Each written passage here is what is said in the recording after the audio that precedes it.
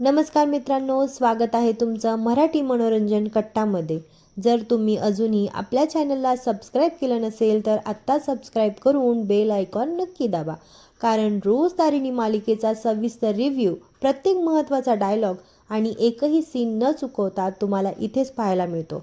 त्यामुळे हा व्हिडिओ शेवटपर्यंत नक्की बघा. चला तर मग पाहूया आजच्या भागात नेमकं काय घडलं. आजच्या भागाची सुरुवात होते दयानंद खांडेकर यांच्या रूममधून. तारिणी आणि केदार त्यांच्या प्रकृतीची काळजी घेत बसलेले असतात. तेवढ्यात कौशिकी जेवण घेऊन येते आणि म्हणते, तुम्ही दोघांनी खूप वेळ झालं काही खाल्लं नाही, आता जेवून घ्या, मी इथे आहे, त्यांची काळजी घेते. मात्र तारिणी म्हणते, नाही, आम्ही दोघे इथेच थांबतो, तुम्ही जाऊन आराम करा. कौशिकी म्हणते, ठीक आहे, पण 4 वाजता इंजेक्शन द्यायचं विसरू नका. तारिणी आणि केदार दोघेही म्हणतात, हो लक्षात आहे. यानंतर कौशिकी म्हणते, काही लागलं तर मला लगेच हाक मारा. असं म्हणत ती तिथून निघून जाते. दुसरीकडे कमांडरला फोन येतो. समोरून सांगितलं जातं, गुलाबची कस्टडी CBIकडे सोपवण्यासाठी आम्ही तयार आहोत. कमांडर वेळ आणि इतर प्रक्रिया ठरवतो. तो सांगतो, दोन्ही कमांडिंग ऑफिसर उपस्थित असतील, आम्ही तुमची वाट पाहतो. शेवटी तो जय हिंद म्हणत फोन ठेवतो. त्यानंतर कमांडर केदारला फोन करून सांगतो, पहाटे 3 वाजता गुलाबची कस्टडी CBIकडे सोपवायची आहे. हे ऐकताच तारिणी आणि केदार एकमेकांकडे पाहतात. कारण 4 वाजता दयानंद खांडेकरांना इंजेक्शन द्यायचं असतं. तारिणी म्हणते, केदार तू इथे थांब, मी एकटी जाऊन कस्टडी हँडओव्हर करते. पण कमांडर लगेच म्हणतो, तसं शक्य नाही. प्रोटोकॉलनुसार तुमच्या दोघांच्याही सह्या आवश्यक आहेत. केदार म्हणतो, ठीक आहे. फोन ठेवल्यानंतर तारिणी त्याला धीर देत म्हणते, टेन्शन घेऊ नकोस, आपण 3 वाजता जाऊ, काम पूर्ण करू आणि 4च्या आधी परत येण्याचा प्रयत्न करू. केदारही तिच्या म्हणण्याला होकार देतो. दोघे तिथून निघतात. यानंतर सीन युवराजकडे जातो. युवराज स्वतःशीच बोलत असतो. तो म्हणतो, गुलाबची कस्टडी आता स्पेशल क्राईम युनिटकडून CBIकडे जातीये, पण अजूनही त्याने माझं नाव घेतलेलं नाही. मात्र लगेच तो चिंतेत म्हणतो, जर CBIच्या चौकशीत त्याने माझं नाव घेतलं तर माझं सगळं संपेल. दुसरीकडे तारिणी पद्मिनी काकूंना म्हणते, माफ करा, थोड्या वेळांपूर्वी मी तुमच्याशी चुकीच्या पद्धतीने बोलले. मात्र पद्मिनी रागाने म्हणते, माझ्या नवऱ्याची काळजी घेणं ही सध्या तुमची जबाबदारी आहे. त्यांच्याकडे दुर्लक्ष झालं तर गाठ माझ्याशी आहे. असं म्हणत त्या तिथून निघून जातात. तेवढ्यात केदारला टेक्नोचा फोन येतो. तो म्हणतो, ट्रान्सफर फाईल तयार आहे, फक्त तुमची वाट पाहतोय. ऑफिसमध्ये पोहोचल्यावर केदार आणि तारिणी कमांडरला विचारतात, गुलाब कसा आहे. कमांडर म्हणतो, तो खूप आनंदात आहे, CBIकडे जातोय म्हणून खुश आहे. पण तारिणी म्हणते, तो CBIसाठी खुश नाही, तो तारिणी वसुधा बेलसरेच्या तावडीतून सुटतोय म्हणून खुश आहे. ती पुढे म्हणते, यावेळी तो CBIच्या हातातून सुटला तरी माझ्या गोळीचा नेम त्याच्या खांद्यावर चुकणार नाही. त्यानंतर कमांडर ट्रान्सफर फाईल आणतो. केदार लगेच सही करतो. पण तारिणीच्या हातात पेन येताच तिला तिच्या आईच्या मृत्यूच्या आठवणी फ्लॅशबॅकमध्ये दिसू लागतात. तिचा चेहरा पूर्णपणे बदलतो. केदार म्हणतो, बॉस, खूप वेळ कमी आहे, लवकर सही कर. तारिणी स्वतःला सावरते आणि सही करते. दरम्यान फातिमा सर्व शस्त्रांची तयारी करते. दुसरीकडे दयानंद खांडेकर झोपेत अस्वस्थ दिसत असतात. त्यानंतर सीन थेट युवराजकडे जातो. युवराज एकटाच उभा असतो आणि स्वतःशीच बोलत असतो. त्याच्या चेहऱ्यावर स्पष्टपणे टेन्शन दिसत असतं. तो स्वतःशीच म्हणतो, गुलाबची कस्टडी आता स्पेशल क्राईम युनिटकडून CBIकडे जाणार आहे. पण अजूनही गुलाबने माझं नाव कुठेच घेतलेलं नाही, म्हणूनच मी अजून सुरक्षित आहे. क्षणभर तो थांबतो आणि पुन्हा स्वतःशीच बोलायला लागतो, पण जर CBIच्या चौकशीनंतर त्याने माझं नाव घेतलं तर मग माझ्यासोबत काय होईल. फक्त एक खोटं बोललो म्हणून या घरात माझ्यासोबत इतकं सगळं झालं. पण जर हे खरं बाहेर आलं तर माझ्यासोबत काय होईल याचा विचारसुद्धा मी करू शकत नाही. युवराजची अस्वस्थता आणि त्याची भीती स्पष्टपणे दिसत असते. दरम्यान पुढे सुरू होतो आजच्या भागातील सर्वात महत्त्वाचा आणि थरारक प्रसंग, गुलाबची कस्टडी CBIकडे सोपवण्याचा. गुलाबची कस्टडी CBIकडे सोपवण्याची वेळ आलेली असते. सगळीकडे कडेकोट बंदोबस्त ठेवलेला असतो. CBIचे अधिकारी, कमांडर, केदार आणि इतर अधिकारी पूर्णपणे सतर्क उभे असतात. केदार CBIच्या अधिकाऱ्यांना सर्व माहिती देत रिपोर्टिंग करत असतो. तेवढ्यात तारिणी गुलाबला बंदुकीच्या पहाऱ्यात घेऊन पुढे येते. गुलाब शांतपणे चालत असतो. वातावरण प्रचंड तणावात असतं. गुलाब CBIच्या दिशेने चालत जात असतानाच अचानक तो मागे वळतो आणि तारिणीकडे पाहून हलकसा हसतो. तेवढ्या तारिणी आणि गुलाब त्यांच्यामधला आधीचा संवाद तारिणीच्या डोळ्यासमोर फ्लॅशबॅकमध्ये येतो. गुलाब म्हणला होता, तुझ्या नाकासमोरून मी निघून जाईन आणि तू काहीच करू शकणार नाहीस. त्यावर तारिणी त्याला ठामपणे म्हणाली होती, आज तू जातोयस पण आपली पुन्हा भेट नक्की होईल आणि तीही लवकरच. हा फ्लॅशबॅक संपताच गुलाब पुन्हा हसत पुढे चालायला लागतो. मात्र काही पावलं चालल्यानंतर त्याला अचानक तारिणीने त्याच्या मुलीबद्दल बोललेले शब्द आठवतात.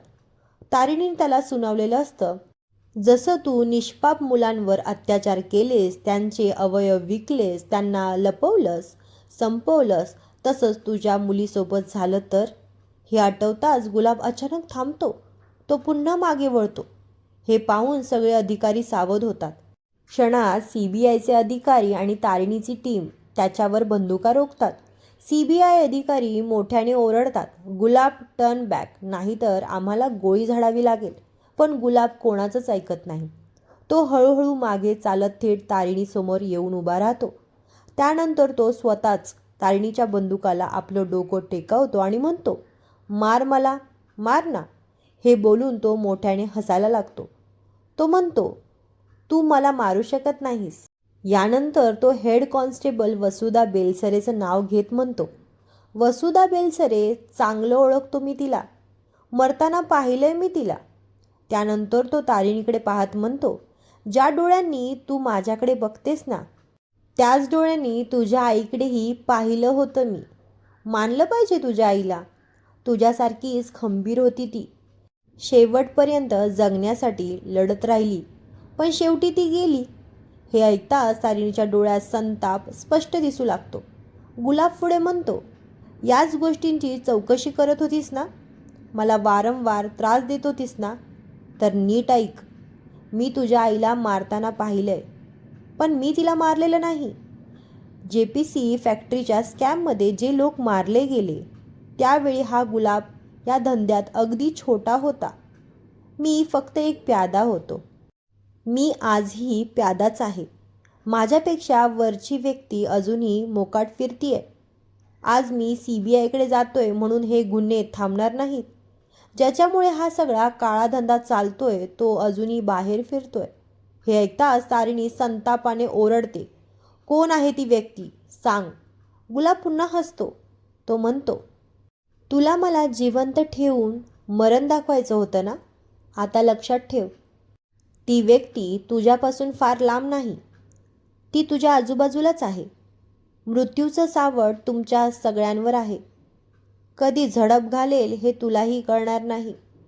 दम असेल तर शोधून दाखव. इतके दिवस तू मला टॉर्चर केलंस. आता आयुष्यभर मी तुला टॉर्चर देऊन जाणार. आणि शेवटी तो मुश्किलपणे हसतो आणि म्हणतो, आणि हो, बिर्याणी मात्र जाम टेस्टी होती. हे ऐकताच तारिणीचा संताप अनावर होतो आणि ती धावत जाऊन गुलाबचा गळा पकडते.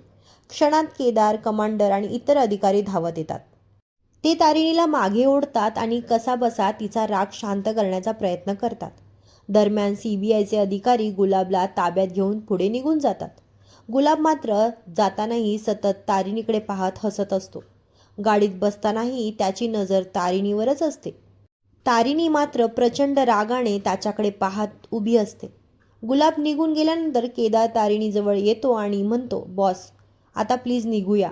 आधीच खूप उशीर झालाय. दोघेही तिथून लगेच निघतात. दुसरीकडे दयानंद खांडेकर त्याच्या रूममध्ये ते झोपेत अस्वस्थ झालेले दिसतात. ते वारंवार केदार केदार असं म्हणत असतात. दरम्यान तारिणी आणि केदार रिक्षामधून घरी निघालेले असतात. पण तारिणीच्या मनात गुलाबचे शब्द काही केल्या जात नसतात. ती व्यक्ती तुझ्या आजूबाजूलाच आहे हे वाक्य तिच्या मनात सतत घुमत राहतं. इतक्यात त्यांच्या रिक्षामध्ये बिघाड होतो आणि रिक्षा मध्येच बंद पडते. दोघेही प्रचंड टेन्शनमध्ये येतात. ते रिक्षा चालकाला वारंवार म्हणतात, प्लीज लवकर करा, आम्हाला खूप महत्त्वाच्या कामासाठी वेळेत पोहोचायचं आहे. सोबत दुसरी रिक्षा मिळते का यासाठी ते वाट पाहत असतात. दुसरीकडे दयानंद खांडेकर अजूनही अस्वस्थ होऊन केदार केदार असंच म्हणत असतात. याच वेळी युवराज चोर पावलांनी त्यांच्या रूममध्ये शिरतो. तो दयानंद खांडेकरांकडे पाहून उपहासाने हसू लागतो. त्याला घराबाहेर काढल्याचे दिवस आणि कानाखाली मारलेली चपराक आठवते. तो त्यांच्या हातात हात घेत म्हणतो, याच हाताने कानाखाली मारली होती ना? तो म्हणतो आणि हसतो. काय झालं, अजून मारायचे का मला? यानंतर तो हळूहळू उशी उचलतो आणि दयानंद खांडेकरांच्या चेहऱ्याजवळ नेताना दाखवलं जातो. आणि दुसरीकडे तारिणी आणि केदार अजूनही रस्त्यात अडकलेले असतात. याच अत्यंत थरारक क्षणी आजचा भाग संपतो. उद्याच्या भागाची झलकमध्ये तारिणी आणि केदार घरी पोहोचताच युवराज संतापाने केदारच्या अंगावर धावून जातो. तो ओरडत म्हणतो, जबाबदारी घ्यायची नव्हती तर घेतलीस कशाला? माझा बाप मरता मरता वाचलाय. तो केदारच्या शर्टची कॉलर पकडतो. तेवढ्यात कौशिकी मध्ये पडून युवराजला बाजूला करते. त्याचनंतर कौशिकी तारिणी आणि केदारला जाब विचारते, जबाबदारी तुमच्याकडे होती ना? मग ती सोडून अचानक कुठे गेलात? असं कोणतं महत्त्वाचं काम होतं ज्याच्यासाठी तुम्हाला दयानंद काकांना एकटं सोडून जावं लागलं? सांगा, कुठे गेला होता तुम्ही? याच प्रश्नावर उद्याच्या भागाची उत्सुकता आणखी वाढते. तर मित्रांनो, आजचा भाग इथेच संपतो. पण आता सर्वात मोठा प्रश्न असा आहे की युवराज खरंच दयानंद खांडेकरांना इजा करणार का? तारिणी आणि केदार वेळेत घरी पोहोचतील का? आणि गुलाबने सांगितलेली ती रहस्यमय व्यक्ती नेमकी कोण आहे? ती खरंच तारिणीच्या अगदी जवळची आहे का? तुमच्या मते पुढच्या भागात काय होणार? तुमचा अंदाज आम्हाला कमेंटमध्ये नक्की सांगा. आणि आजचा भाग सविस्तर रिव्ह्यू तुम्हाला आवडला असेल तर व्हिडिओला एक लाईक नक्की करा. चॅनलला सबस्क्राईब करा आणि बेल आयकॉन दाबायला विसरू नका. पुन्हा भेटूया तारिणी मालिकेच्या आणखी एका सविस्तर रिव्ह्यूसह. तोपर्यंत धन्यवाद.